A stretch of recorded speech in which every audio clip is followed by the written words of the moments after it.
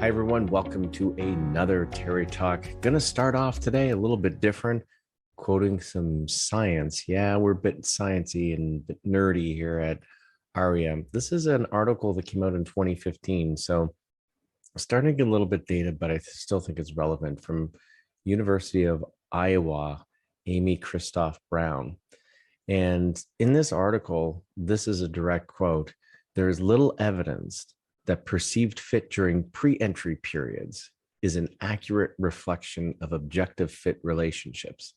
This implies that decisions by both applicants and recruiters are being made based on flawed or at least uninformed information. In our last Terry Talk, we addressed that very issue about the importance of getting recruiting right. And this would suggest there's a problem out there at least 7 years ago. I don't think it's improved much since then. So even when you land that candidate, there's odds are they may not last that long. So you always have to be recruiting. Today's talk is all about the pipeline of new potential recruits, always building that talent pipeline. If you're in sales, and many of you are, you know the importance of a pipeline. Where's the next prospect coming from? Where's the low-hanging fruit? You have to understand where the opportunities exist to continue to build your business and build your sales funnel. Same with talent. We've got to do the same thing. First thing out of the gate, you really need to understand your needs. What do the needs look like now and in the future in terms of talent? This ties directly back to strategy. Talent is an integral part of any organization's strategy. You need to understand where the organization is going and what the needs are minimally from a talent point of view. So that brings up three different roles in the organization, and they're not mutually exclusive. The first one is the talent scout. Think of a sports team. The scout goes and they check out talent, they check out players, they know what they're looking for.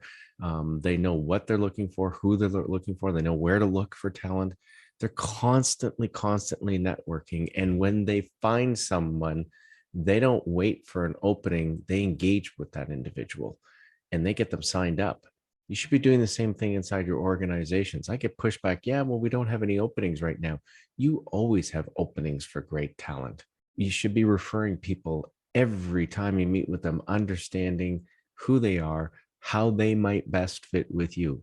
Everybody should be always in recruitment mode, especially in today's environment. Then there are the talent ambassadors or organizational ambassadors. This is everybody in your organization, hopefully, at least if they're engaged. The number one thing you have to remember is job seekers trust current employees the most. Think about that.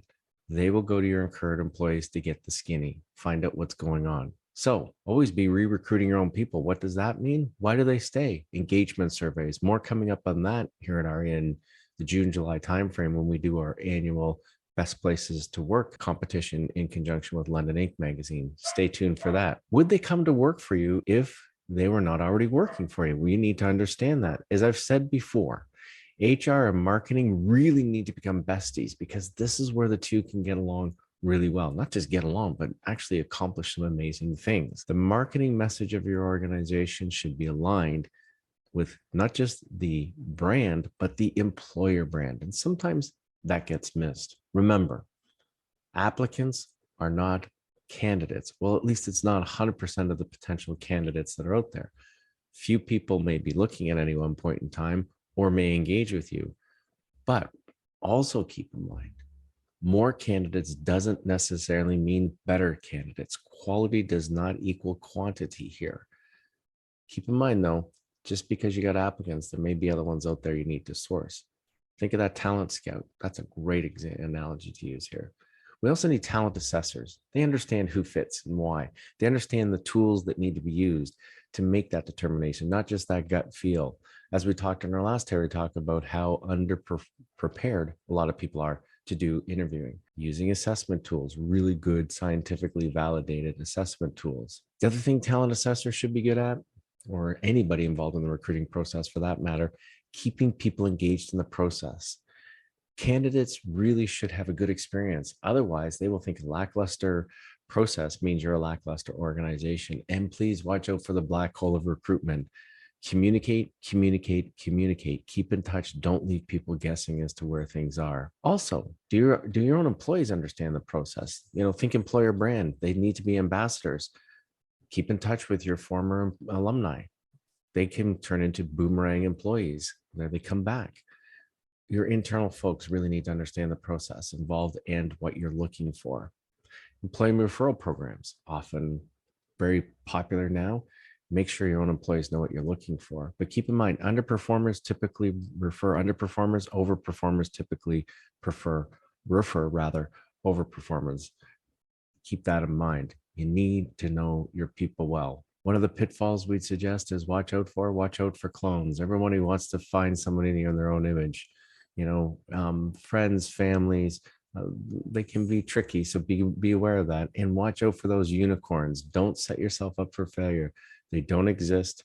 But a lot of people are always looking for that unicorn or purple squirrel. I think sometimes people refer to it as. Big one here, diversity is your friend, especially diversity in cognition, diversity in thinking style can have a tremendous impact on your bottom line. So think a little bit outside the box there. Recruiting in today's environment is a tricky business. You cannot leave this to chance. You need to invest in this area or else the results you're going to get are going to be less than ideal.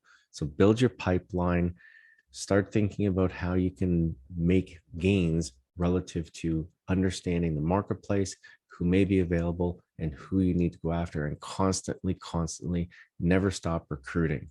Look forward to hearing more of your comments on this topic and any others. Reach out to us, drop comments in the box below. We'd love to hear from you.